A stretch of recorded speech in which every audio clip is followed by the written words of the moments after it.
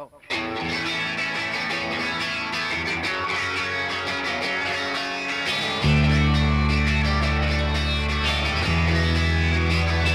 Honey, let's give this another shot. I know that I believe what you want, 'cause I'm so bored and I'm good, thinking that my life's just become the same. And everywhere I go, it's the same old thing. People looking down in the rain. You're standing in the cold and I'm the rain. I was just so blind that I couldn't see. You, honey, you, honey.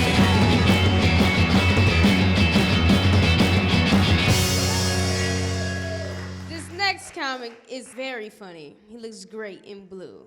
Give it up for Dustin Meadows.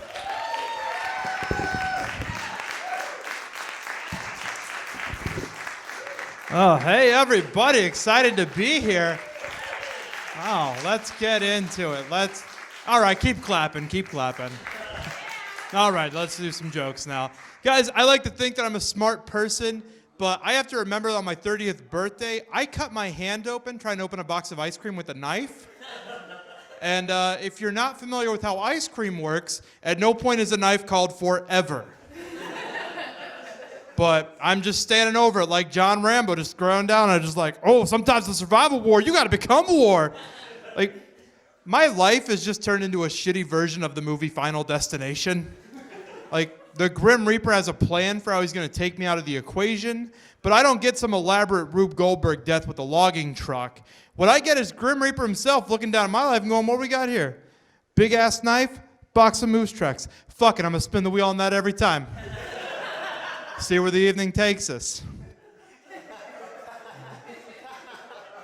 I didn't always want to be a comedian, because why would you? When I was younger, I wanted to be an astronaut. Obviously, that did not take. And the only way I get to go into outer space now is if Michael Bay takes over NASA. And there's just a huge asteroid headed towards Earth, and he comes to me, he's like, hey, Dustin, we got this asteroid coming in hot. I'm gonna send a spaceship full of oil rig guys up there to blow it up, but we need a funny fat guy to die at the end of the second act and motivate our heroes. All right, fuck it, Mr. Bay, I'm your Huckleberry, let's do this.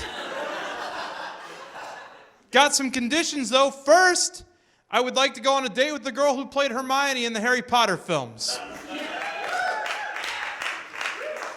All right, condition singular. That's the only one I've got.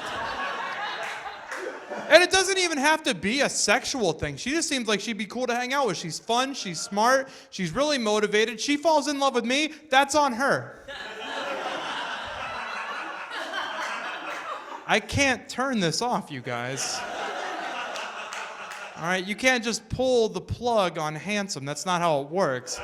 If anyone here can show me how to put a dimmer switch on a goddamn rainbow,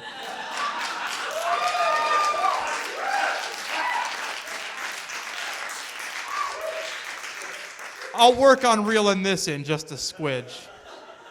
Guys, last time I was here last fall in Cleveland, and I did a narrow pro-choice fundraiser because I'm a fucking hero. And I ran into something I never thought I would run into with comedy, and that was protesters, because I've never really feel like I've deserved anyone's attention ever.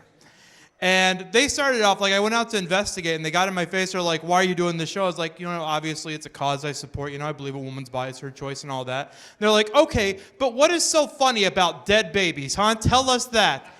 And I was kind of pissed at the question, because I don't really think it's anyone's job, it's not least of all non-comedians, to tell us what we can and can't joke about. So I just fired right back, and I was like, all right, I don't have all the facts here. You know, I have zero context for this situation. First of all, are the dead babies wearing a comically oversized hat?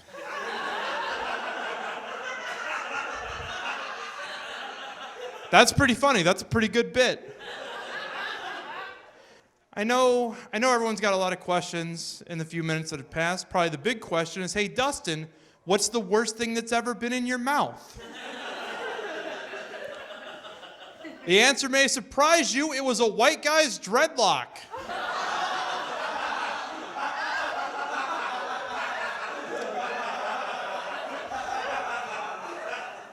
Oh, I wish it had been the other thing. I should be so lucky.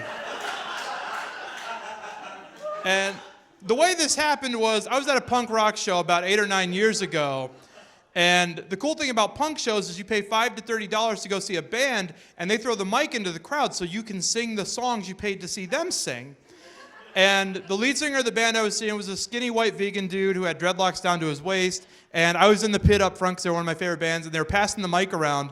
And before the mic came to me so I could yell, "Fuck George Bush," or whatever the next line of the song was, what hit my mouth was not the microphone, but a matted clump of red dreadlock that just walked by the storefront window of my mouth shop and popped in for a milkshake.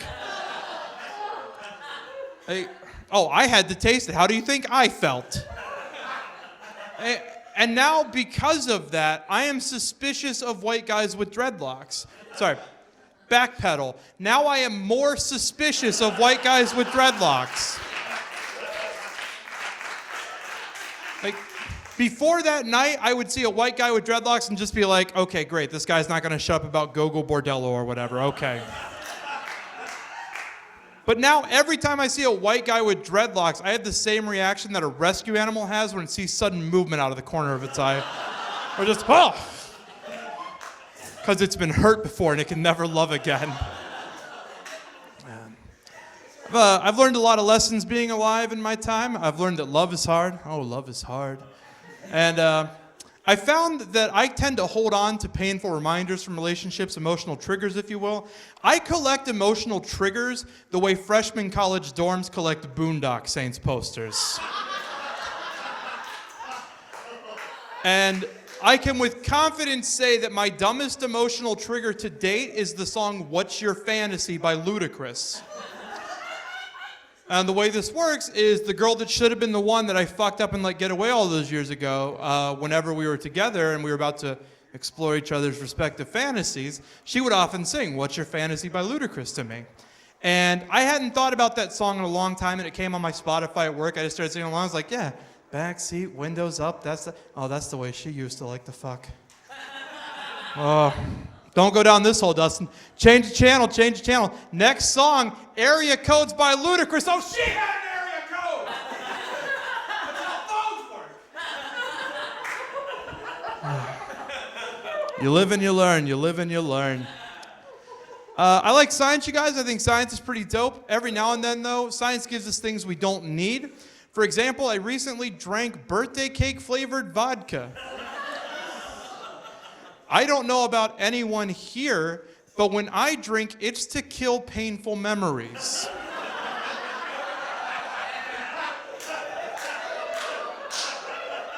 So I don't want my alcohol tasting like my 13th birthday when I got to see Toy Story in the theaters. Right? Like, if I'm drinking at all, I want my alcohol to taste like I'm trapped in the first verse of a Springsteen song forever. And there's other stuff too. I drank bacon-flavored soda recently in case anyone was unsure about whether or not humanity was into the idea of bacon. Like, soda can just be soda. We don't have to hate fuck bacon into everything with our science dicks. Hey, there's pork chop scented shampoo in case you want to bang someone that smells like a goddamn hometown buffet. I don't know who's asking for these things. You guys, I saw a horse on a treadmill. Why? They're so good at running.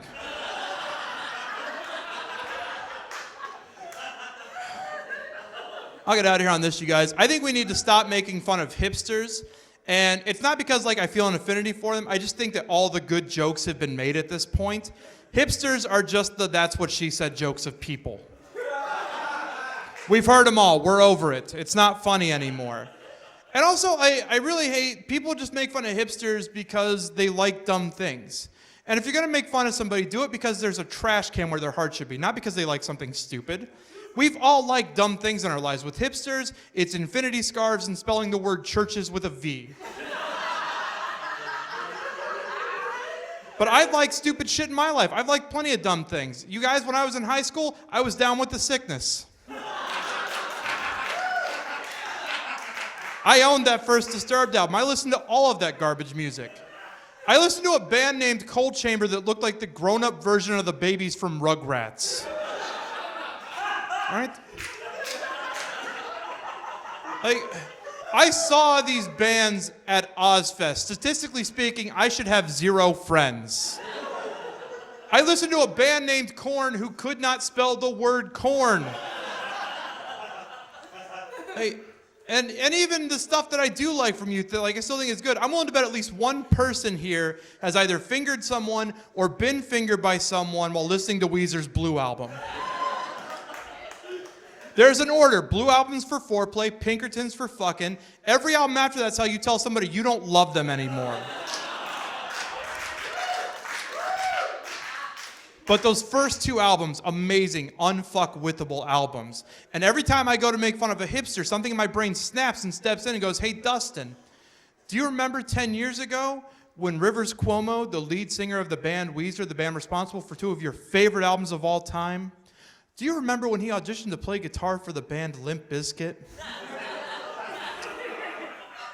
The moral of the story is that everything you love will fucking betray you in the end. You guys, I've been Dustin Meadows. Thank you so much.